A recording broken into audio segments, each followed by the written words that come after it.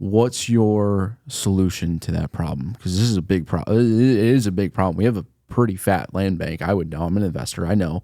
How do you fix that? Some people need to retire, put it that way.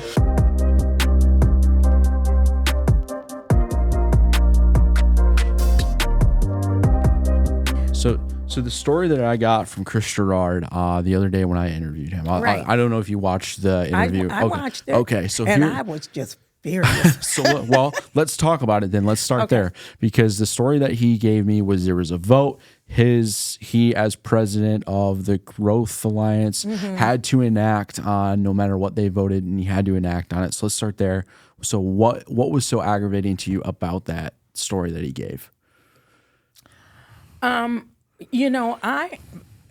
I tell the truth. I have nothing to lie for. The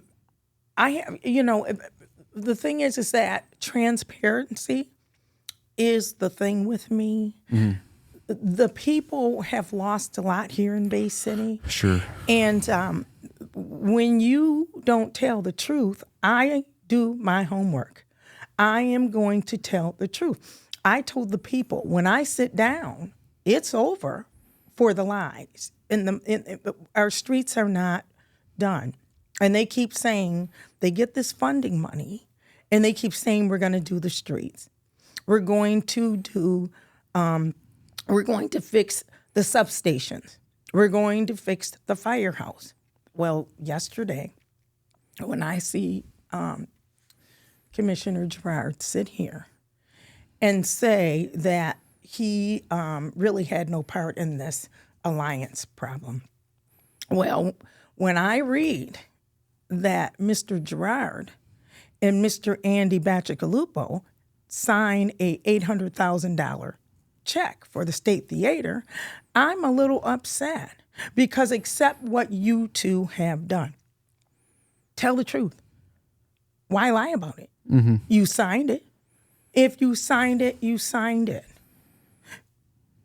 The point of the matter is the State Theater meant a lot to the people. It meant a lot to me. I was a kid. We used to get chased out of there all the time. We loved our State Theater. Yeah, I mean, I remember seeing, because my son and I, since he's here today, I went and watched The Waterboy there as a kid. And then him and I just watched it the other day. So, I mean, the State Theater, it's not what it was, but, I mean, it's a big part of our community. That's a huge part of our history here. Yeah. So, yeah, that's interesting. So, so it's $800,000 check. I didn't get a number the other day. He didn't tell me a number. So, what do you think, like, why was that check written in your opinion?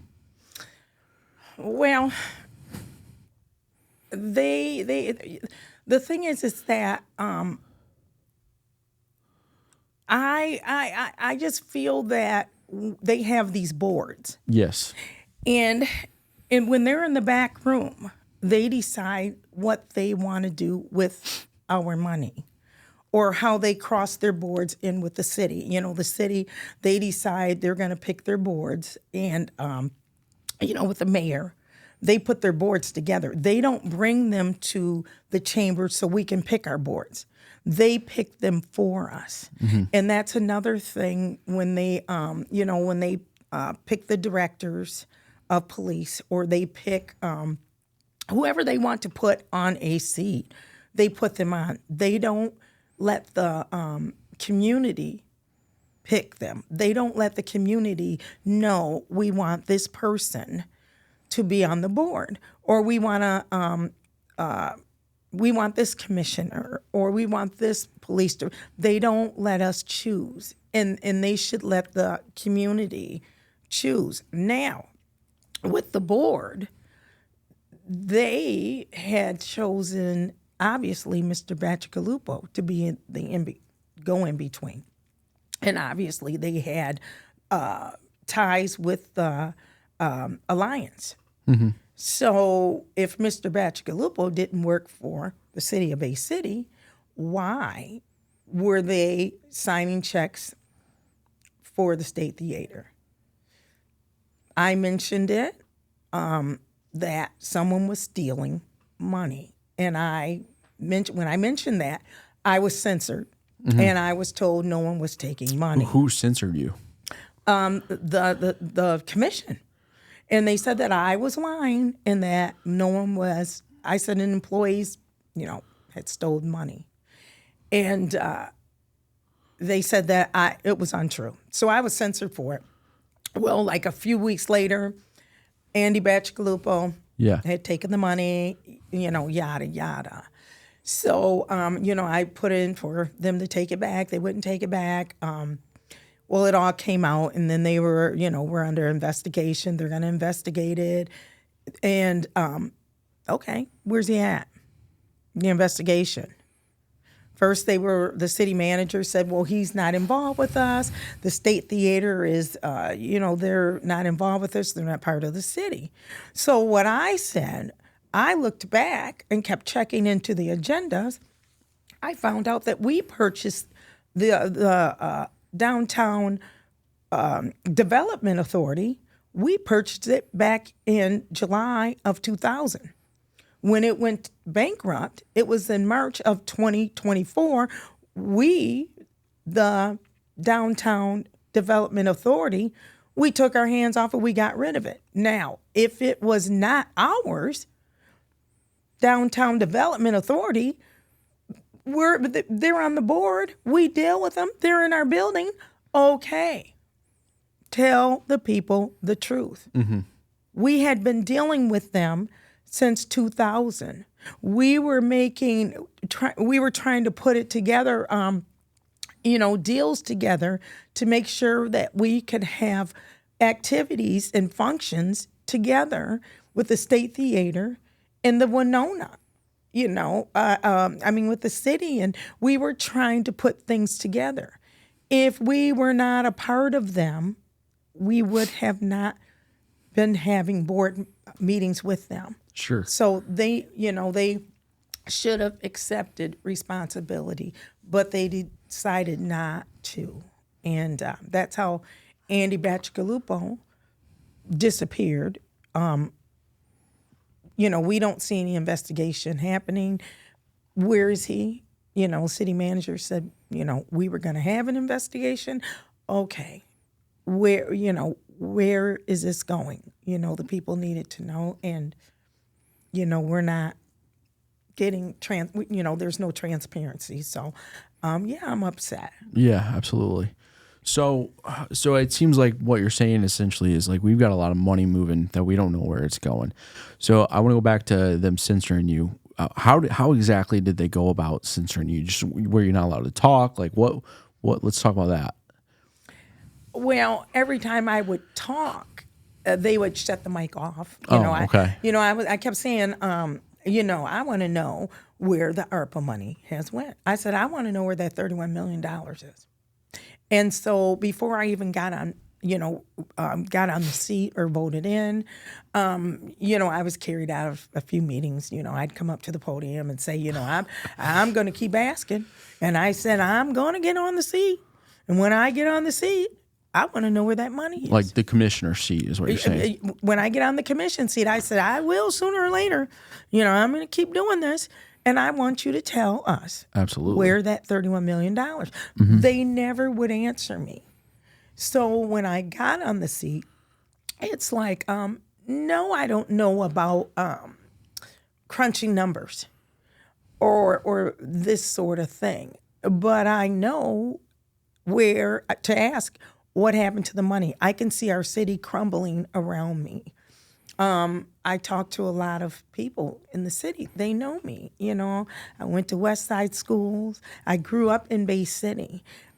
Especially when you see your city crumbling, but you see uptown, you see it. It's so beautiful, and you see economic development growing. But then you look around you outside of there, and you're not seeing it grow. Right. And not only not seeing it grow, but population decline too. Right. I mean, at one point we had 55,000 people, and we're down to 33. Yeah. That's crazy. So we clearly have an issue. You talk a lot about the bridges. I went through and read like some of your posts, watched some of your videos just to kind of see who I was talking to today. So let's talk about the bridges. in your opinion, what in the hell happened there with the bridges? Because the story I got the other day when I talked to Chris, and the story that seems to be the case is from a lot of the people that were on the committees or whatever, is they make the claim that they had all these meetings and begged people to come. And I don't remember a single meeting anywhere. No one ever asked me as a business owner my opinion, which is kind of weird because typically you do that. And I don't remember ever seeing anything. All of a sudden these bridges are leased for 75 years, which seems kind of, I mean, that's in perpetuity, though that's forever. You know, you hit 99 years, like what, 40, 75 years, that's generational. So what happened there, and what are you going to do about it? Okay, was I carried out of one of those meetings? Did you do that? You might have been. Did they carry me out and leave me out, or did I slap? But, the thing is that 75 years means you sold it. Correct. And you're just saying, okay, we rented it out or whatever. Yeah, well, in terms of contracts, when you go to 99, that's perpetuity, that's forever. Right. You just write 99 years. That means you're just saying, okay, we sold it, but we just want to tell you that we rented it out. Well, back in, I think it was, because I'm always looking up stuff so I can just come back and just say, you did it. Yeah. So back in, I think it was when we got, it was the COVID time. And we got the relief money. I think it was President Trump at the time when we got the COVID money. Yep. And it was like $31 million, and we got the money. But at the same time, United Bridge Partners, Bay City had struck this deal with them, and we got the $5 million. I mean, we sold a city manager. They got together and they sold the bridges for $5 million. So I started thinking, okay, now we sold the bridges for $5 million, but we had the $31 million. So I say to them, if we had $31 million, why would we, instead of fixing one of the bridges, why did we close both bridges?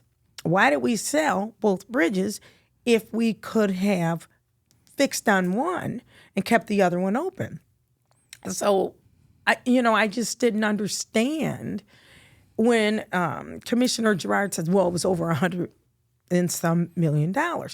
Okay, well, then why didn't we take the 31 and fix on one? So they answered my question, and they said, well, we had an advisor, come in, and he said they both needed to be repaired. Okay. And I said, okay, well, I want to talk to the advisor.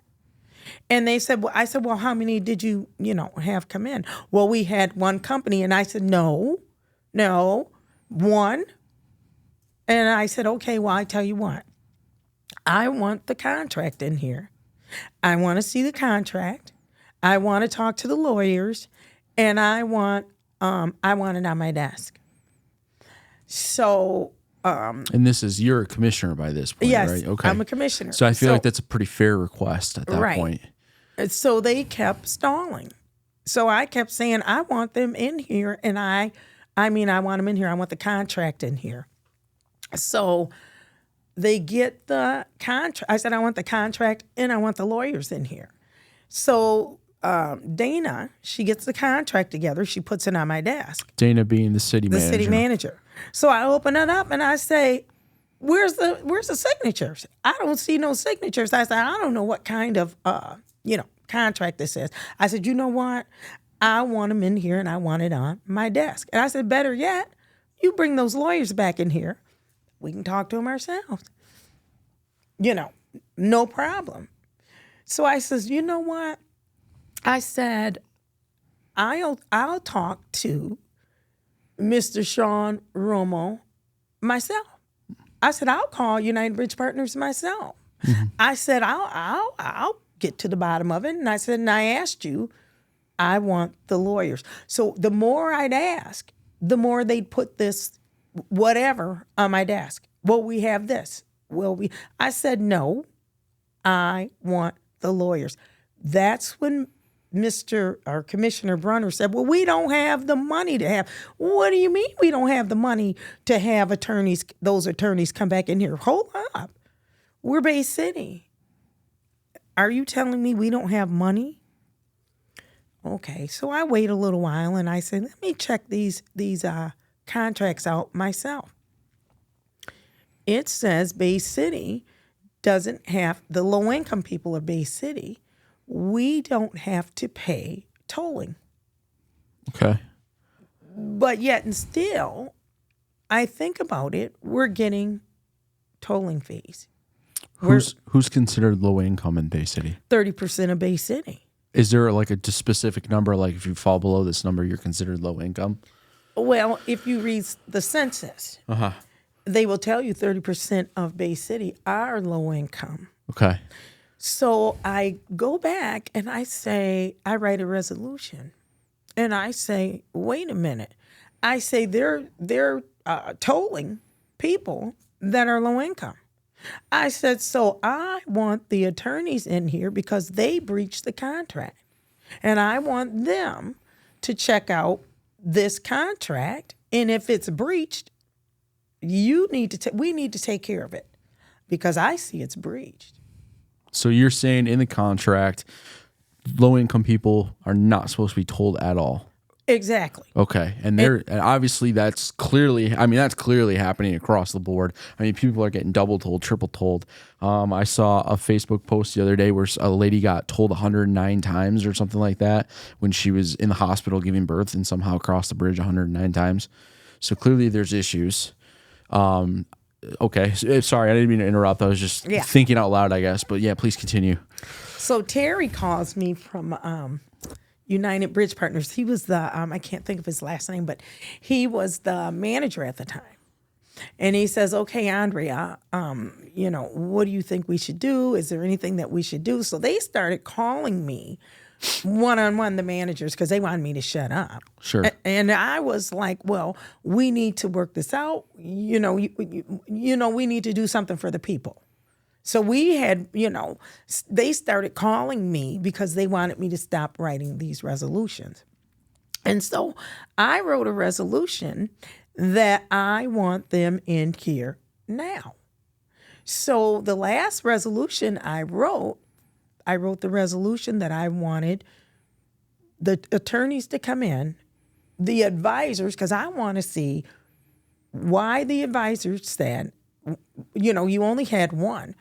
I would like to know why you only had one. So I want that advisor company to come in and talk to us. Tell us why they would say that we needed both bridges done at the same time. So I wrote the resolution. I wanted the attorneys to come in. I wanted the advisor company to come in and the resolution, yada, yada, to start immediately. So they knocked me down. So the following week, Gerard writes a resolution and it says practically the same thing, but it says, well, for 6 months, the community, low-income people or the community not to pay or pay $1 to cross the bridge or whatever, and they had dropped out of there, bring those attorneys in here and the advisor. So what they did, they flipped it around instead, or pay no tolls for 6 months. Well, 6 months was the time for the election. So what you're saying, after the election, it goes back to the same. No, I want those attorneys in here to check out the breach contract. And have you ever been able to get the attorneys in there to ask questions? Because they kept, they keep pushing it off. They don't want to bring them back in here because I'm saying to them, low-income people are supposed to be exempt. They're not supposed to pay, but yet and still they're getting bills. Yeah. Bring the attorneys back. They won't. So, people say I don't say it right, or I get so angry, and I'm not talking right, or they can't take the way I talk to them. What do you want me to say? How do you want me to say it? I was literally just gonna say that. Well, what are you supposed to say? The request is, as a commissioner, let's get a lawyer in here and let's do a Q&A. I mean, I think that's pretty valid. Right. I mean, I know what my attorneys are worth at my company, and I know that I can do a Q&A with them whenever I want. Right. It's not like I'm billed extra for doing a Zoom Q&A. I'm just billed hourly, Right. whether it's $4.10 an hour, $5.10 an hour, whatever. So are these just like the craziest, most expensive lawyers in the world that are billing you 15, 20 grand for 1 hour of questioning, or? But we're the city. Right. We should have the money. If a commissioner asks, I want to see what they have done. The thing is that this is the city. This is our community. This is our people of the community. We are commissioners that swore an oath. I take that personally. I don't know if people believe this. It doesn't matter whether they do or not. When we put our hand on us and we do the Pledge of Allegiance of the flag. Sometimes when I do the Pledge of Allegiance, I cry. Mm-hmm. People don't understand when you pledge yourself. You had no business standing up there and swearing to God and pledging to these people and making them feel like they owe us. No, we're there for them. They don't and it just makes me so angry when they walk around and they act like it's no big problem. Mm-hmm. Maybe it's not to you, but it is to us when we get these bills. We're living check to check. A lot of us, but they walk around like it's no problem. Yeah, it's a problem. I mean, I would imagine at this point, we've got to be 80% of the city is living paycheck to pay. I mean, who's not living paycheck to paycheck at this point? Maybe even more than that, because like the average American has only got a month's worth of savings in their bank account. So I mean, who isn't in the city basically living paycheck to paycheck? That's interesting. I find it odd that you ask a question about. I really find that odd that you ask the question of being a lawyer in there to ask questions, and you can't do that. I find that very odd. I know how money hungry lawyers are. My lawyer loves answering an email for me because then I get billed 15 minutes. My lawyer loves getting on a Zoom call with me because then he can charge me for a full hour. Even if it's 45 minutes, he charges me for a full hour. I find it weird that we took, would you say $5 million in payment? Yes. Yeah, and we don't have that money anymore. But yeah, I went through that budget. Oh yeah, we do.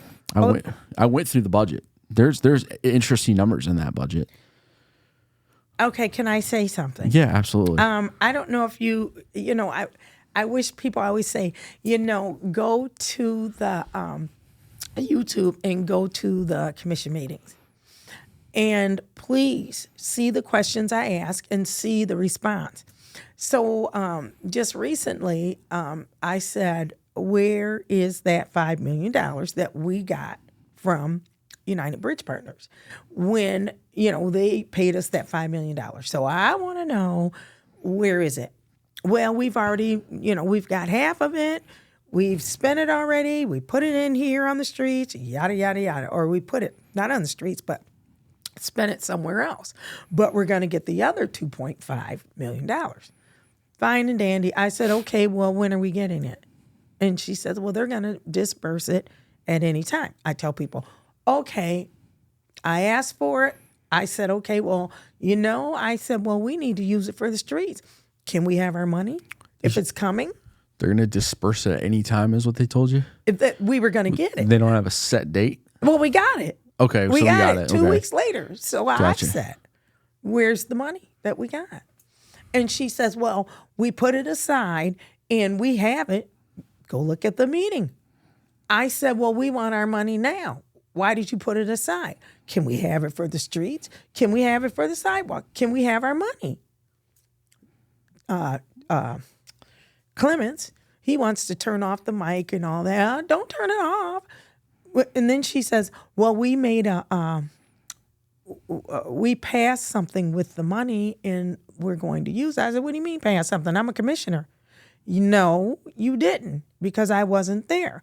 But incidentally, here is the agenda that you put together that went behind the other agenda that you put together, made the minutes. And I said, I didn't pass these minutes. And I said, here they are right here. So it was this from the back room. because I didn't pass these. I said, I want to know, where's that money? We could use those for the substation. I said, I want our money. So are you saying that they were doing, basically there was a meeting that you weren't involved in somewhere that you weren't invited to or something like that? That's always. Interesting. And I tell. And that's what kills them, because I say, why did you pass something and then say, well, you were there. Well, you signed it. No, I was not. Well, if you signed it, your signature would be there. Right. Well, no, because they do this. Here they are. They go like this. Well, the commission as a whole, we passed it. Well, if a commission as a whole passed it, well, I did. I said, don't sign my name from now on. I said, I'm part of the whole. Mm-hmm. Shouldn't I know? Well, don't they do like a acceptance versus objection? I said, am I involved? Why is this happening? And I'm not involved. So I call it the click. I said, when I get there, it's not going to be, if I sit down,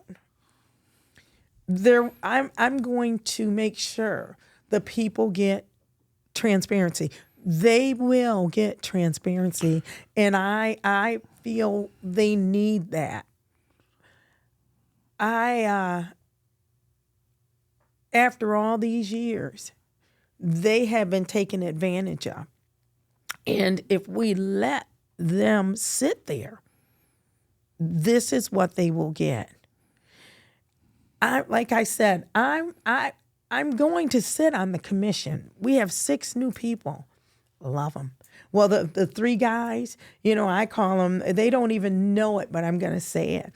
I call Rum Runner, Rumberg, or whatever. I call him the soldier. I just, he's got so much character. He's just so respectful. He's got heart. Mm-hmm. Kugle, he's got heart. I talk to him. In the walking brain that can crunch numbers that always calls him out. Those 3, dream team.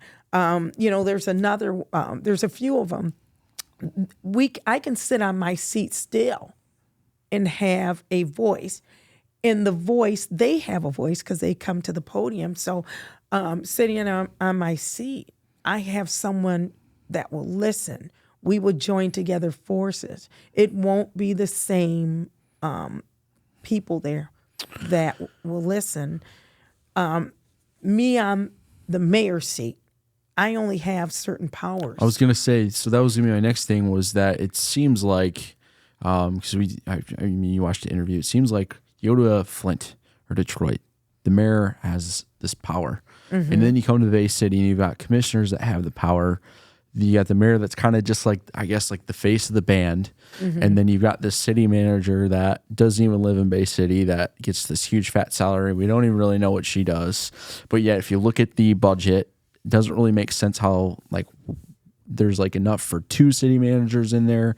I mean, there's a lot of money in the city budget for personnel and accounting and things like that. So so what is your plan? I mean, why mayor? Because it seems like you get more power as a commissioner. Is it just the voice now that you have? It is, let me see what you are writing. Mm-hmm. Because the mayor, it's a smokescreen. Right. The mayor has more power in Bay City than you think.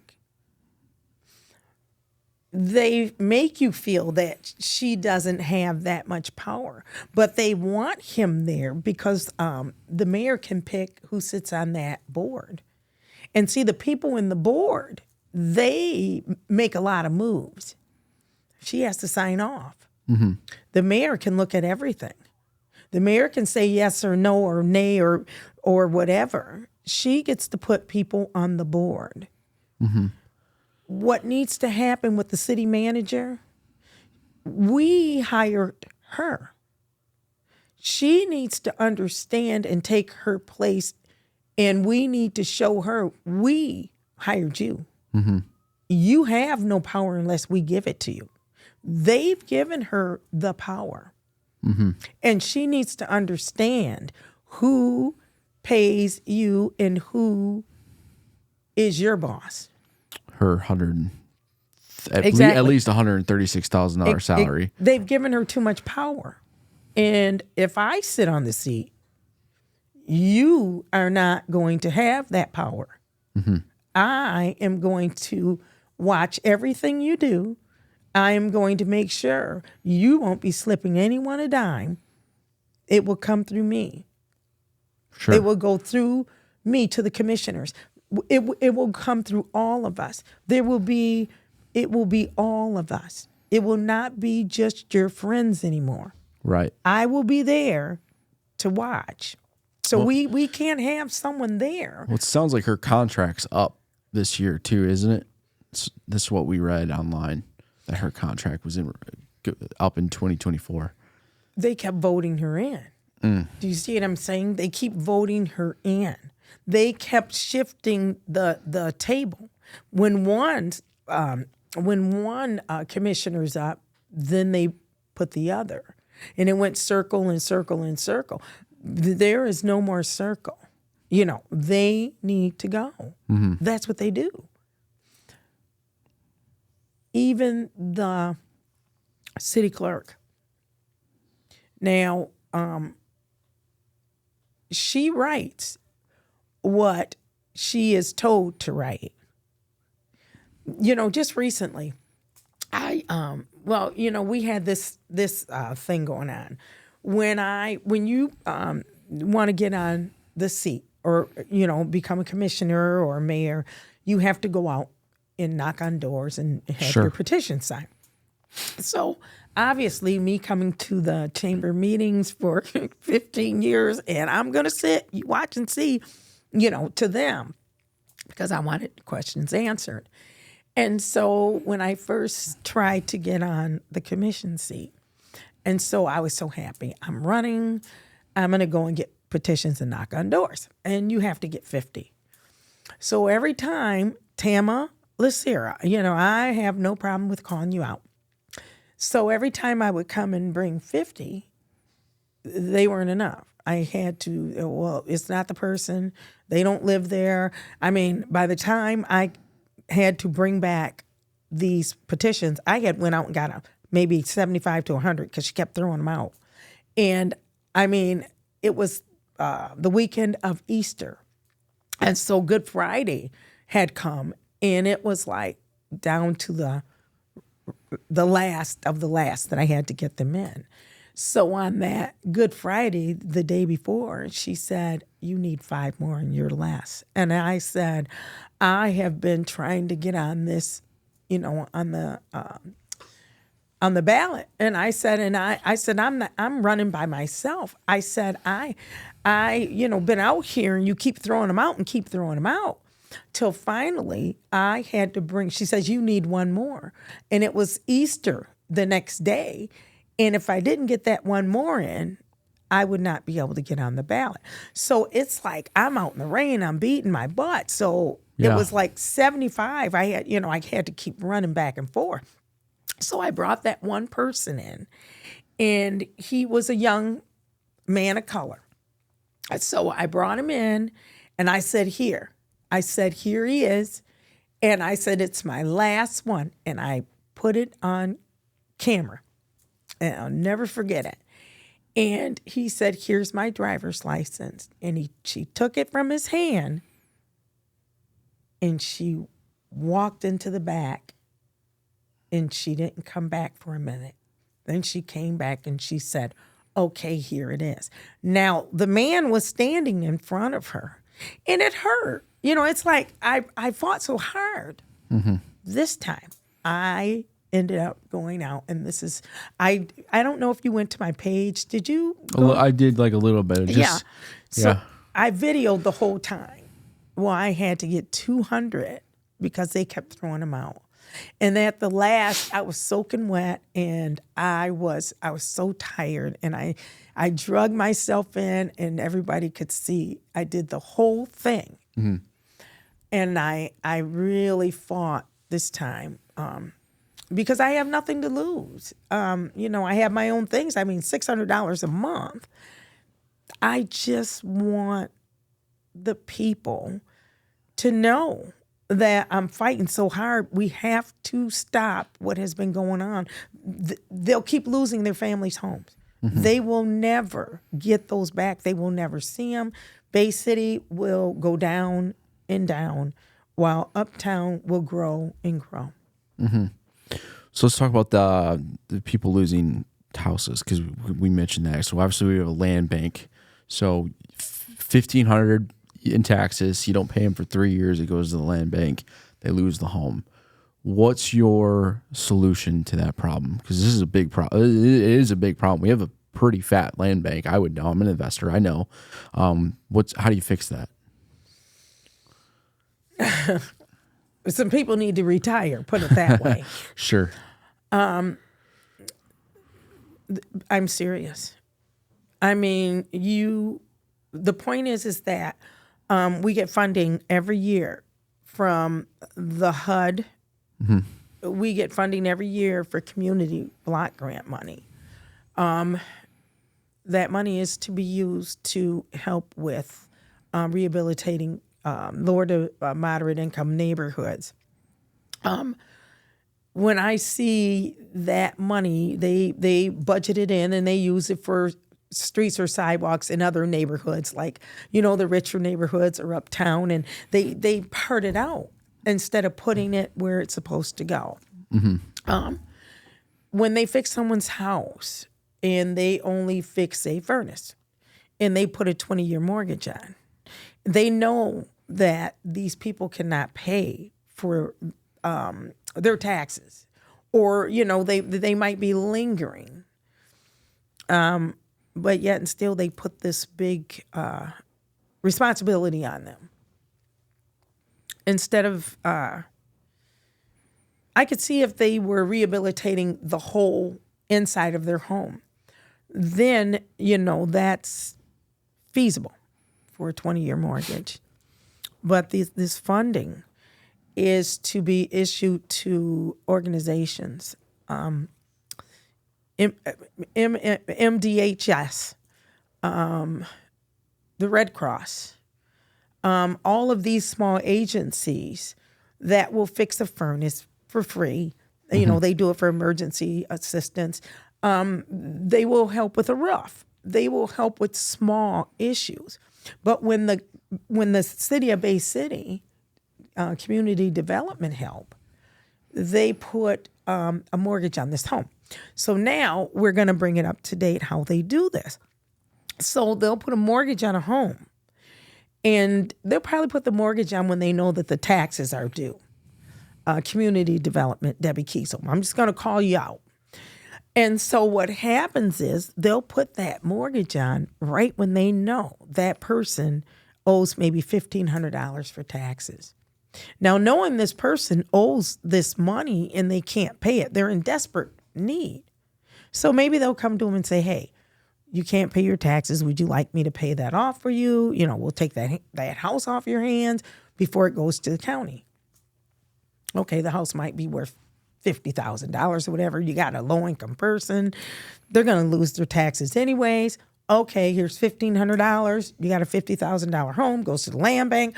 Okay, they have no home. It's a rental unit now. Or, they have that tab on their home for maybe a furnace or, that 20-year tab. And then you have, they might lose it for $1,500 or $2,000 for their taxes. Instead of helping them, you have the CDBG money. It is for emergency assistance. That means if they have a $1,500 tax bill, their taxes are back on that. Tell them MDHHS, they will help them. That is what the government funding is for. It is not for just poor people. It is for people that have money that have fallen. When we had COVID, there are people that made $100,000 a year and they fail. And they lost their homes. They lost everything. You don't do that. So their homes, if they've, MDHH, the government has sent this money for emergency assistance. You don't wait until someone is on their knees. and they're losing their home, and you know that their funding money is there. Yeah. You don't say, okay, I'm going to put this tag on there when you know the government has sent you money to other agencies. And you, instead of saying, okay, they have this money here because we sent it there. Well, this house looks really nice and it's in a certain part of the city. I'll tell you what I'll do. We'll put this tag on, knowing that this mortgage or this house has a tag on it. So then we'll send it to the county, or we'll pay that tax. And then it goes to the land bank. My issue is, I said to Debbie Kiesel, my exact words, you can read stories to your grandkids in front of their fire, in your fireplace. You can tell stories to them for years and years. Can we? No, we can't. We need to be able to keep our homes. You put a mortgage on our homes and we are 70 years old for a furnace. We'll die by that time. What if we don't have any children? What if we don't have any family members? Where does that house go? It's worth $200,000 to the land bank. Nepotism. It goes to your friends. It goes where you want it to go. We have people that are homeless. The houses, they could be fixed up. They can help with homelessness. It doesn't have to be this way. People that are coming and buying property, it's not their fault. We shouldn't be angry with them where it started at home. It started here. It can stop here. We can change it by making lower income properties. We can change it, open up the land bank. Mm-hmm. The houses that were lost for lower taxes, we can open it up. We can fix some of them. Mm-hmm. We don't have HUD anymore. Does people know that? I mean, Section 8, they cut it off in Michigan. The people that are on the list, they stay on the list. But there's no longer, you can get Section 8. So what's happening now, landlords need to know, okay, there's no more $1,500 a month. There's no more. So you have to lower the rent. So what happened to Section 8? Well, the government right now, I think it was because landlords were, saying, oh, man, I'm going to, I can get this money. I can hire this rent. And so they were abusing the situation. I don't believe, and if you can get up and work, then you need to do that. There's a such thing as a hand up, but you just can't keep giving a hand up. There's mental health. There's reasons why, but if you are able to stand up. Mm-hmm. But give a hand up.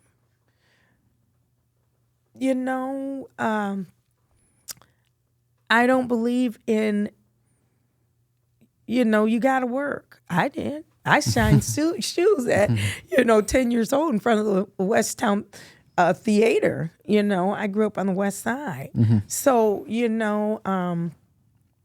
if we open up the land bank, and give some of the houses that are that we can fix up and that we could make the rent lower, people would come back to the city. Mm-hmm. We have a lot of people that are getting older, a lot of seniors. Mm-hmm. You got a lot of healthcare workers. We have a lot of that. Right now, we have a lot of construction work coming in. Mm-hmm. We do have jobs. There are jobs. Even if you have to work on the outskirts, there are people here. It is because they don't have a place to stay because the rent is too high. Open it up. Lower the rent. Mm-hmm. People will come back. Sure. I'm surprised that Section 8 went away, because if you had called the Bay County Housing Commission or the Midland County Housing Commission, there's forever long wait list. Right. Because there's such a need for that particular housing. It sounds like there's just it's just waitlisted for years in those two areas. Right. It's just surprising. So there's that $40 million project coming in. Or I heard something about it. So can you shed some light on that? Because it's supposed to be for affordable housing, to my knowledge. I'll give it to me. Go ahead. You don't want it. Okay. Affordable housing. Yep. And low-income housing, subsidized housing are different things. Sure. And now, downtown is affordable housing, okay? Mm-hmm. For middle class. Now, in my third ward community area, is, as they stated, they tell you exactly what they want to do. And it says affordable housing. Now, and it says 30% of your income, and they commercialize it and they say, well, it's going to be, closer to uptown, this type of commercialization that they say. Now, we think about that. 3 blocks over, we do have a lower income apartment building, which is Bay City Housing Commission. Bill Phillips, he heads that Bay City Housing Commission. Mm-hmm. Okay, so right there, we don't need one 3 blocks over. We know that. It's not even 3 blocks. So when you say affordable living, it is not subsidized living. So people need to realize that. And also, when you look at the plans of the building, it is not subsidized living, because you have to think about subsidized living when there's children that are going to be there. They can't live in a high rise. The property, I've been there all my life, the property is not large enough for a playground area, which for subsidized living, it has to have that for children to play. We know that. People don't realize that. And they have to have playground area. There has to be enough parking space. There has to be yada, yada, yada. So people are not getting the picture. So with this being said, it is not for lower income people. It is not for subsidized. People, they're not getting the big picture. It is for, affordable living. More or less, it's closer to uptown.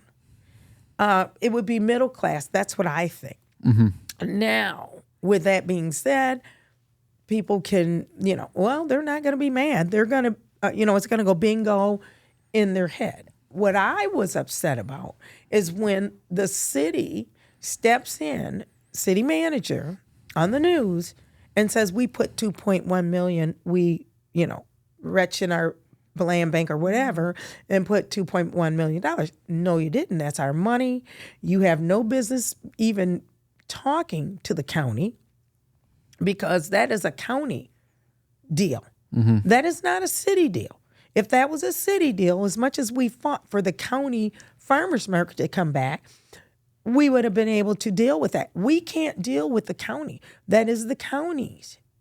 Then you had Jim Barsha. He steps in and says, well, we're so happy that they're bringing this here. That is not that. Whatever you do with the county, that has nothing to do with us. Mm-hmm. Then you never heard a word from Bill Phillips. Now, that's privatized. That's a private institution. We have nothing to do with that. As far as I'm concerned, Dana, city manager, she had nothing to say about being there. That $2.1 million, that is the city's money. We need our money. Don't play the game. Don't stand there and try to jump in and be a part of it. We need our streets fixed. Yeah. I want, I don't have time for them. Docket Gerard, I don't have time for them to, try to shift this into they're helping. They have the money to help with other things. Is Dockett staying on after this election? Is he still commissioner? He's under a little hot water right now for the Facebook post that he made the other day. People are not happy with him about the illegal immigrations. Well, Dockett is going to the county. Gotcha.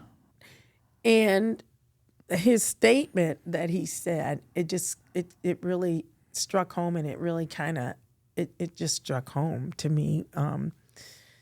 What he said in the newspaper about it, it just really, he said, more or less not to worry, that he was still, read the newspaper article. It was, I don't know if it was on the news or something, and he more or less said that, don't worry, I'm leaving the city commission position, but I'll be dealing, it's just like it because I'll be still dealing with the city. I'll still be having dealings with the city, and it was that. I'll still be having dealings with the city. I'll just be in the county, but I'll still be having dealings with the city. Interesting. Josh, can you try to find that? So with him saying that, I mean, it was more so, I got to handle this situation. But in the same token, I don't want to be there for the next 2 years. It is my time to live my life as a retired person. I worked 30 years in the medical field. Sure. I am, I'm retired. I did not want to jump back into, I didn't want to jump in here. But when Debbie Kiesel kept taking, and if you are supposed to, community development, Debbie Kiesel, Sarah Dimitroff, economic development, Sue Coggins, I forget what she tears down the buildings, and I forget what they call it. And you haven't seen anything in 20 years, and they haven't done a thing. It's time to go. And I feel that the young people, they need to step in. I am not there to stay forever. Sure. I am there to open the doors. And, I'm kicking doors in for you young people. I want someone to step up to the plate. Mm-hmm. Now, when it comes to Karma, I'm going to address that situation because when I first heard her speak, when I first met her, I was coming to a meeting and I was in a rush and I'm running upstairs and she runs up to me and she says, "Man, I love the way you talk. You got such power." And I look at her and I go, "Listen, I'm in a rush. I got to run up these stairs and, yada, yada." I says, "I'll talk to you when I, sure, get out of the meeting." So she was so cute. And I was really like, oh my gosh, she's such a cutie. So, good kid. So I go and I do my meeting. I come out and, I kind of talk to her for a minute and then I run and get my truck. So the next time I get to the meeting, I see her and I'm like, "Hi." And she was kind of standoffish. So I thought, what's wrong? Did I kind of brush her off, but I didn't mean to. So I was leaving and next thing I know, somebody hands me a card and it said, this is what, so you did find it. So this is what Jesse Dockett said, going back to that real quick. "I was up on term limits for the city, so I could not run again in 2026 if I wanted to." Dockett said, "Current county commissioner Casey Radke reached out to me and told me she wasn't running again asked if I wanted to run for the position. Said he was representing this group just on a large scale at a different board." So, okay, so he's basically nonchalantly saying he's still representing Bay City, but just going to somewhere else. It's kind of what it seems like. It's the vibe I'm getting from this.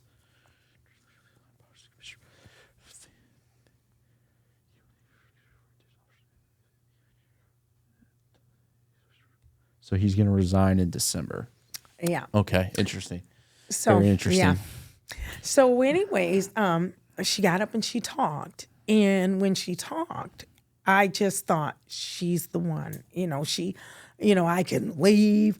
She's going to be a good mayor, yada, yada. So anyways, I come out and someone hands me her card. And because I told her, I says, you know what? You're going to be a good mayor. I'm going to step out of the race and, I'm going to vote for you. I literally said that. I says, I'm going to go for you.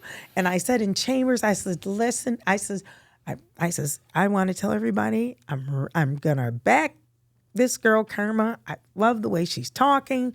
She's got heart, yada, yada. I tell everybody. So I go out, I'm walking out. I felt like a fool.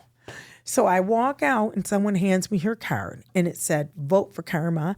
And then it had City of Bay City logo. Mm-hmm. My heart hurt because I felt, she wasn't for the people. She was there. She wasn't for the people. And it hurt because I felt betrayed. I felt betrayed. And so at that time, I just felt betrayed. And I told Kukule, I says, I wanted someone that had heart. And I really wanted to trust someone with the city because I've been there all my life.